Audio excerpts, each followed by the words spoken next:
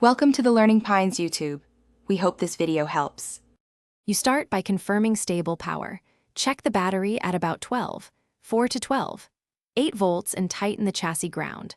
Once done, disconnect the negative battery terminal to protect electronics. With power off, set the amp gains fully down and switch any crossovers to bypass or flat so you have a neutral baseline. Plug in your test tone source and reconnect power only when the wiring and settings are ready. Make sure inputs are from the head unit and channels are correctly labeled. You now focus on matching source level to the amp.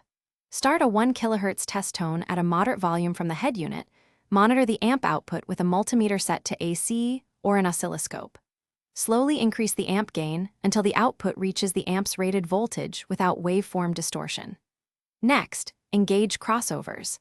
Set subwoofers near 80 Hz low pass, mids between 80 and 2500 Hz, and tweeters above 5 kHz.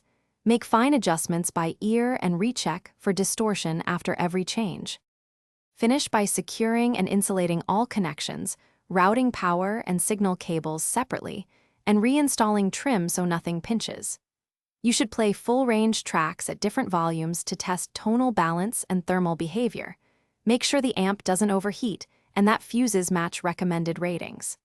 If you hear hum or intermittent noise, first recheck the ground connection. Then move RCA cables away from power lines to eliminate ground loops or alternator interference.